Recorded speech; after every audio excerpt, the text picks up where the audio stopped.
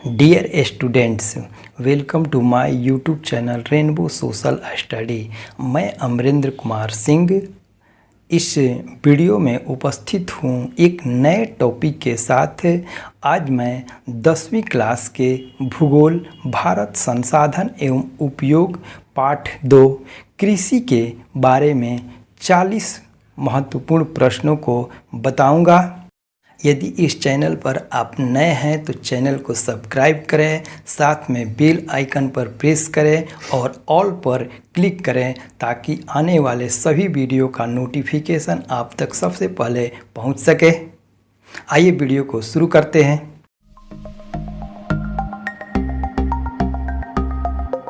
इसका पहला प्रश्न है, किस फसल को उजला सोना कहा जाता है?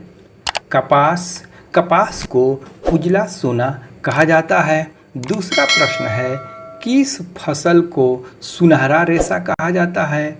जूट को सुनहरा रेशा कहा जाता है।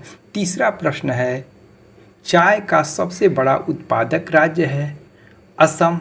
भारत में असम चाय का सबसे बड़ा उत्पादक राज्य है। चौथा प्रश्न है, चावल की खेती मुख्य रूप से होती है जलोढ़ मिट्टी में।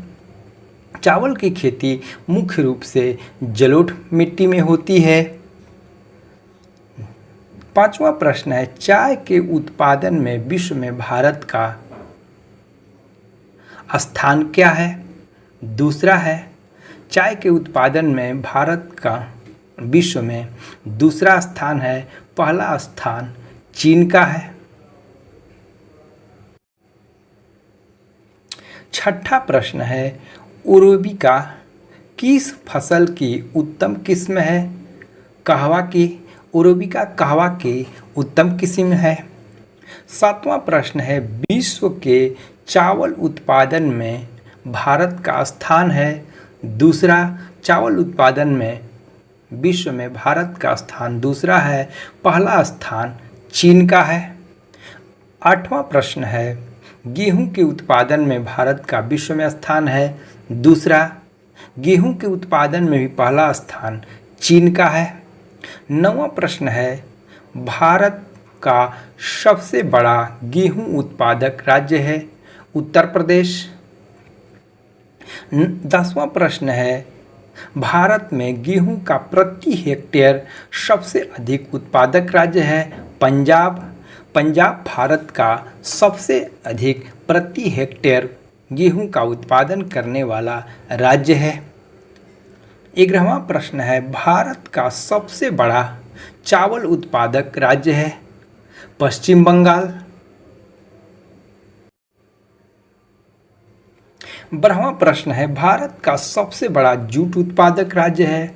पश्चिम बंगाल। 13वां प्रश्न है, चावल, मक्का, कपास, जूट और अरहर ये खरीफ फसल है। और यह प्रश्न 2012 मैट्रिक एनुअल परीक्षा में पूछा गया है। 14वां प्रश्न है, गेहूं, जौ, चना, मसूर, तीसी, सरसों ये रबी फसल है। और ये प्रश्न 2020 मैट्रिक एनुअल परीक्षा में पूछा गया है। 15वां प्रश्न है, कद्दू, ककड़ी, खीरा, खरबूज, तरबूज है ये जायद फसल है। 16वां प्रश्न है, गन्ना किस प्रजाति का फसल है? तो ये बांस प्रजाति का फसल है। 17वां प्रश्न है, गन्ना की जन्म भूमि किस देश को माना जाता है? तो भारत को माना जाता है। भारत को गन्ने की जन्म भूमि माना जाता है। 18वां प्रश्न है, भारत में ज्वार की सबसे अधिक खेती होती है? महाराष्ट्र में। 19वां प्रश्न है, दक्षिण भारत में सर्वाधिक गन्ना उत्पादक राज्य कौन है? महाराष्ट्र है। 20वां प्रश्न है, किस फसल की खेती के लिए ढलुआ भूमि आवश्यक है? चाय और कहवा। चाय और कहवा की खेती के लिए ढालुआ भूमि आवश्यक होती है, क्योंकि अगर ढालुआ भूमि नहीं होगा तो चाय और कहवा की जड़ों में पानी लग जाने से उसकी फसल सूख जाती है। इसलिए चाय और कहवा की खेती के लिए ढालुआ भूमि आवश्यक है। 21वां प्रश्न है, रबड़ का प्रमुख उत्पादक राज्य है? केरल। केरल भारत का सबसे बड़ा रबड़ का उत्पादक राज्य है। 22वां प्रश्न है, भारत का नारियल प्रदेश कहलाता है? केरल। केरल को भारत का नारियल प्रदेश कहते हैं। और 23वां प्रश्न है, भारत में सबसे अधिक चाय का निर्यात किस पत्तन से होता है? तो कोलकाता पत्तन से होता है। और भारत में असम भारत का सबसे बड़ा चाय उत्पादक राज्य है और उस चाय का निर्यात विश्व के अन्य देशों में कोलकाता बंदरगाह से होता है। 24वां प्रश्न है, कृषि कितने प्रकार की होती है?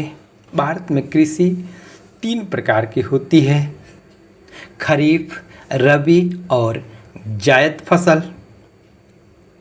25वां प्रश्न है, खरीफ रबी के बीच की जाने वाली फसल को कौन सी फसल है? ये जायद फसल है और जायद फसल खरीफ और रबी के बीच में की जाती है।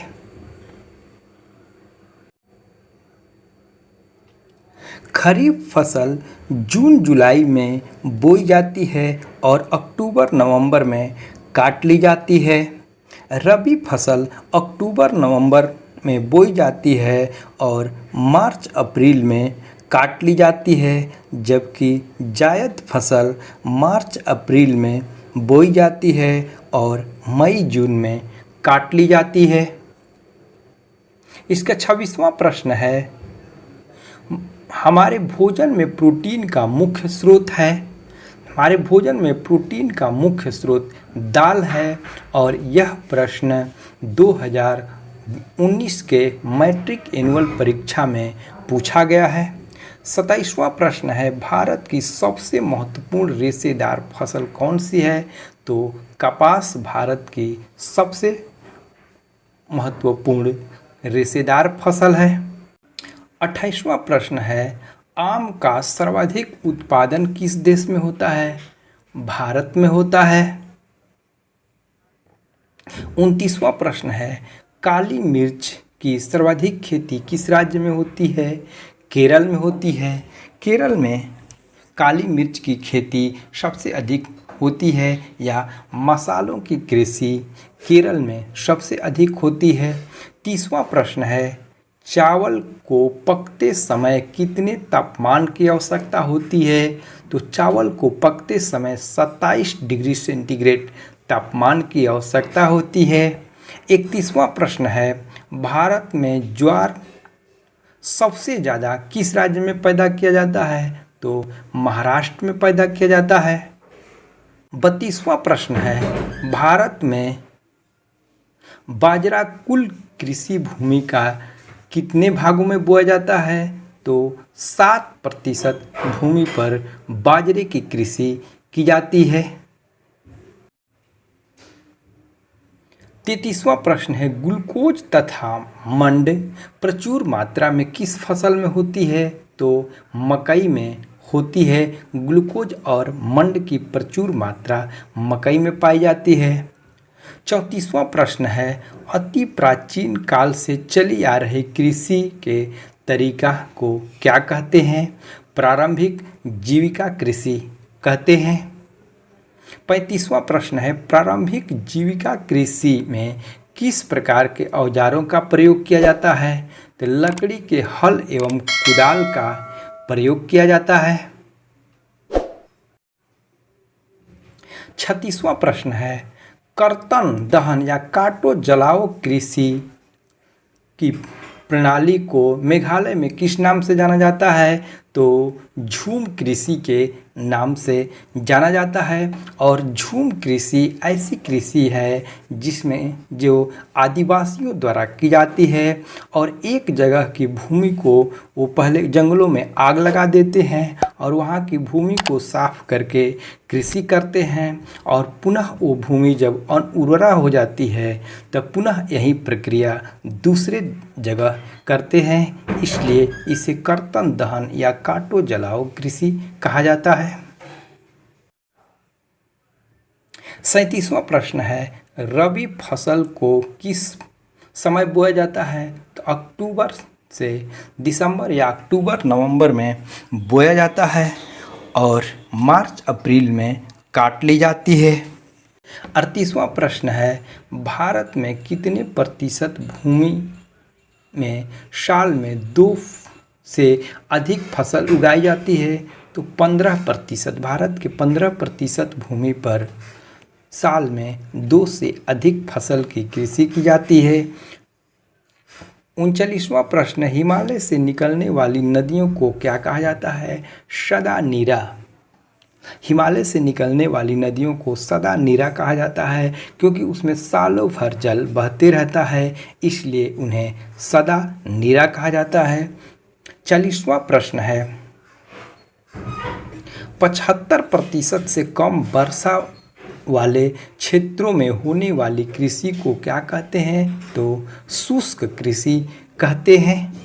यदि वीडियो पसंद आए तो कमेंट, शेयर, लाइक और सब्सक्राइब कीजिए। पुनः मिलते हैं अगले वीडियो में, तब तक के लिए धन्यवाद।